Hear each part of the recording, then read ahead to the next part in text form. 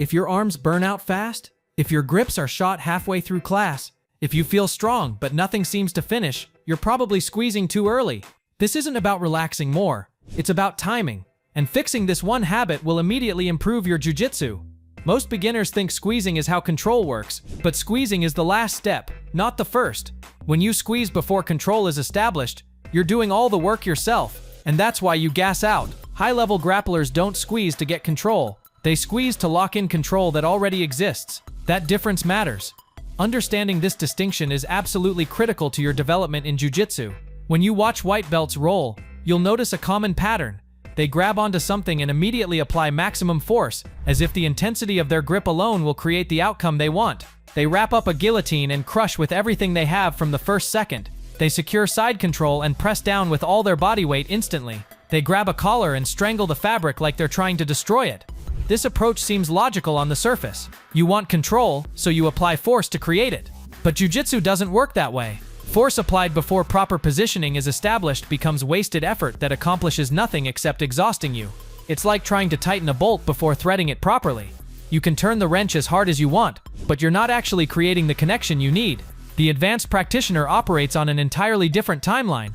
They establish position first, often with relatively relaxed grips and minimal effort. They make structural adjustments to remove their opponent's defensive options. They create angles that make escape difficult or impossible. And only then, once everything is perfectly aligned, do they begin to apply pressure. At that point, the squeeze becomes almost effortless because the position itself is doing most of the work. Core principle. Coaches like John Danaher and others teach that jiu-jitsu works in layers: position, structure, pressure. Squeezing before position and structure are set is like tightening a seatbelt before you're in the seat. It doesn't help, and it costs you energy. This three-layer framework provides a roadmap for every technique you'll ever execute in jiu-jitsu.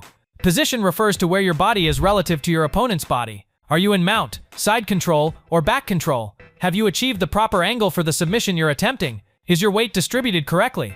These positional elements must be established first because they create the foundation for everything that follows. Structure is the next layer. This involves the specific alignment of your limbs, the angles you're creating, and the frames you're using to limit your opponent's movement.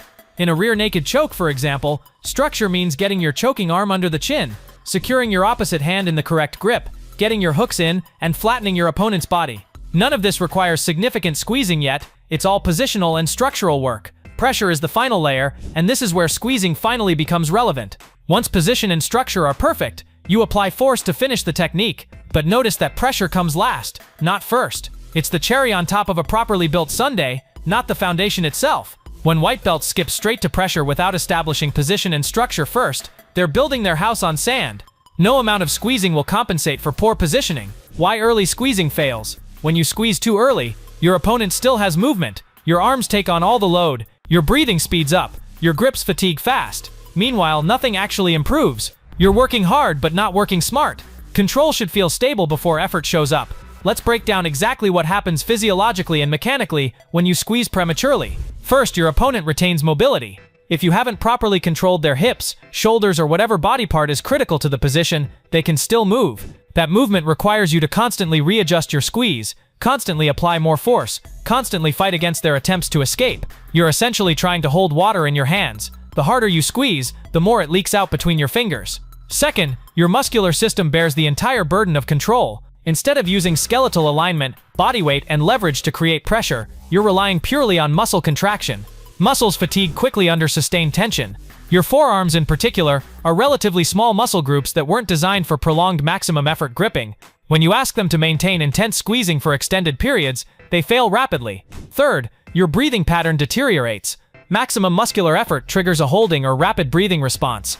You either hold your breath entirely during moments of intense squeezing, or you start taking quick, shallow breaths that don't adequately oxygenate your system.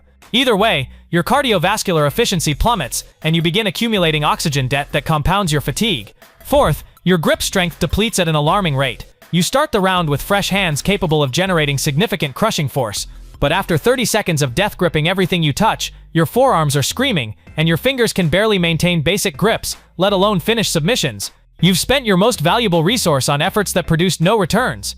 The fix: delay the squeeze. Here's how to fix this immediately. First, establish connection without tension. Use your chest, hips, and frames to limit movement first. Second, remove their options. Kill the hips, kill the shoulders, Kill the angle. Third, only squeeze once escape routes are gone. At that point, squeezing becomes easy and effective. If squeezing feels exhausting, you're early. The solution requires rewiring your instincts through deliberate practice. When you achieve a position, let's say you've just passed guard and landed inside control, your immediate impulse will be to squeeze everything tight. Resist that impulse. Instead, focus on establishing connection points with relatively relaxed contact. Your chest connects to their chest, your hips connect to their hips, your head controls their head position. These connections exist, but they're not tense. Next, systematically remove their defensive options. Inside control, this means controlling the near arm so they can't frame against your neck. It means killing their hip mobility so they can't shrimp away. It means managing the space between your bodies so they can't create frames or recover guard. All of this is positional and structural work that requires minimal squeezing. Only after you've established solid connection and removed their options should you begin applying pressure. And here's the beautiful part: when you've done the first 2 steps correctly, the amount of squeezing required becomes minimal. You're not fighting against their movement anymore because they don't have movement. You're not bearing the full load with your arms because your structure is doing most of the work. What it should feel like. When your timing is right, your arms feel relaxed, your opponent feels stuck, your pressure feels heavy, your breathing stays calm. You shouldn't feel like you're holding someone down, you should feel like gravity is doing the work. This is the sensation you're aiming for in every controlled position. Elite grapplers frequently describe their top pressure as heavy rather than tight. Their opponents report feeling crushed under their weight, but when you watch the top person, they often look remarkably relaxed. Their face isn't straining, their arms aren't shaking with effort, their breathing remains steady and controlled. This paradox, feeling simultaneously relaxed and overwhelmingly heavy, is the hallmark of proper technique. It means you've distributed your weight correctly so that gravity does most of the work. It means your structural alignment is sound so that your skeleton bears the load instead of your muscles. It means you've removed your opponent's escape options so you don't have to constantly fight against their movement. Next roll focus. On your next roll, try this. Delay every squeeze by 2 seconds. Use that time to adjust position. Let structure do the work first. You'll immediately notice less arm fatigue, better control, more successful finishes. This 2-second delay serves as a pattern interrupt for your usual habits. When you grab a submission or achieve a dominant position, instead of immediately crushing with maximum force, count to 2 in your head. During those 2 seconds, assess your position. Are your hips where they need to be? Is your weight distributed correctly? Have you controlled the critical joints and limbs? Make whatever adjustments are necessary before you start squeezing. Initially, this delay will feel awkward and counterintuitive. Your training partners might escape positions you think you should have finished. That's okay. You're learning a new timing pattern, and there will be an adjustment period. But stick with it, because the long-term benefits are enormous. As you become more comfortable with delayed squeezing, you'll start to notice several immediate improvements. First, your arms will last much longer throughout class. Instead of being completely exhausted after 2 rounds, you'll find you can roll productively for the entire session. Your grips will still be functional at the end of class instead of being completely fried. Squeezing isn't wrong, squeezing too early is. Fix the timing, and everything else gets easier. Train smarter, and let position do the work. The fundamental lesson here is that jiu-jitsu is a game of sequential problem solving, not simultaneous force application. Each step of every technique has an optimal sequence, and jumping ahead in that sequence costs you energy without producing better results. Position first, structure second, pressure last. This order isn't arbitrary, it's based on decades of refinement by the best practitioners in the world. Your journey becomes exponentially easier once you internalize this timing principle. Train smarter, fix your timing, and let position do the work.